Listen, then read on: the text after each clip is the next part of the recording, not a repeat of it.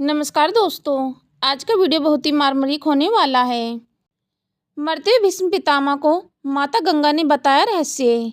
आखिर कौन सा ऐसा रहस्य था जो माता गंगा ने भीष्म पितामह को बताया?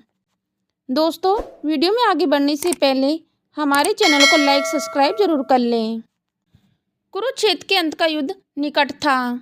चारों ओर शांति छा चुकी थी, परंतु युद्ध भूमि में मध्यम अभी भी एक महान आत्मा सरसैया पर लेटी थी।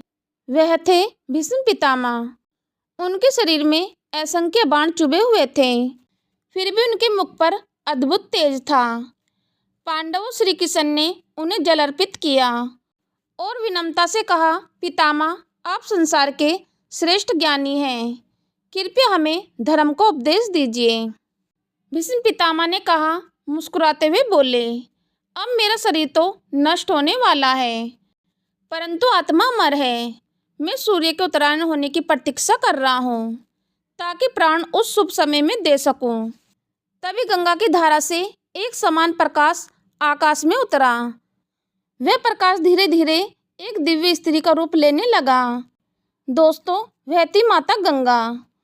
उनके नेत्रों में करुणा थी और चेहरे पर अपार मातृत्व की आभा। भीष्म ने उन्हें देखा और नम्र स्वर में कहा, माता, आपने मुझे यह जीवन दिया, पर आज तक मेरे जन्म का रहस्य मेरे हृदय में एक प्रश्न बना रहा। कृपया आज मुझे वह सत्य बताइए जो अब तक छिपा रहा। माता गंगा ने भीष्म की ओर देखा और गंभीर स्वर में बोली, वत्स भीष्म, तुम्हारा जन्म केवल इस पृथ्वी के लिए नहीं हुआ था। तुम 8 वसुओं में से एक थे जो महर्षि वशिष्ठ के श्राप से मानव रूप में जन्म लेने को बाध्य हुए। जब मैं तुम्हारे पिता राजा शांतनु से विवाह कर पृथ्वी पर आई, तो मैंने वचन लिया था कि तुम्हारे भाइयों को जन्मते ही मुक्त कर दूंगी ताकि वे श्राप से मुक्ति पा सकें। पर जब तुम्हारा जन्म हुआ तब तुम वासना प्रभास थे, जिसने कामना वंश महर्षि की गाय चुराई थी। तुम्हारा श्राप था कि तुम मनुष्य के रूप में दीर्घ जीवन भोगोगे और युद्ध भूमि में बाणों की सैया पर प्राण त्यागोगे। भीष्म शांत होकर सुनते रहे। माता गंगा बोली, वत्स, यह भी जान लो कि तुम्हें यह जीवन इसलिए नहीं मिला ताकि तुम धर्म की रक्षा कर सको। जब हस्तिनापुर को अधर्म ने घेरा, तुमने अपने व्रत और प्रतिज्ञा से उसे संभाला, किंतु याद रखो, कोई भी मानव कर्म के बंधन से मुक्त नहीं होता।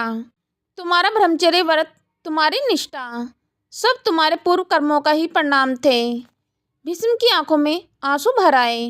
उन्होंने कहा, माता, क्या मेरा जीवन व्यर्थ गया? क्या मैं केवल श्राप को भोगने आया था? माता गंगा मुस्कुराई और बोली, नहीं पुत्र, तुम्हारा जीवन व्यर्थ नहीं गया। तुमने धर्म की मर्यादा को युगों तक स्थिर रखा। कृष्ण भी तुम्हें प्रणाम करते हैं क्योंकि तुम्हारी निष्ठा अधिक रही। हर युग में जब भी लोग कर्तव्य के मार्ग पर चलने का विचार करेंगे, वे तुम्हें स्मरण करेंगे।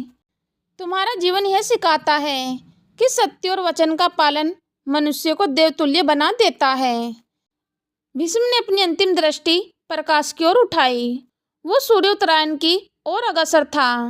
माता गंगा का स्वरूप गूंज उठा, वत्स, अब समय है विश्राम का।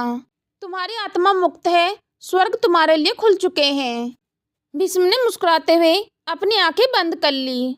उनके होठों पर श्री कृष्ण का नाम था और उनके कानों में गूंज रहा था माता गंगा का मधुर आशीर्वाद।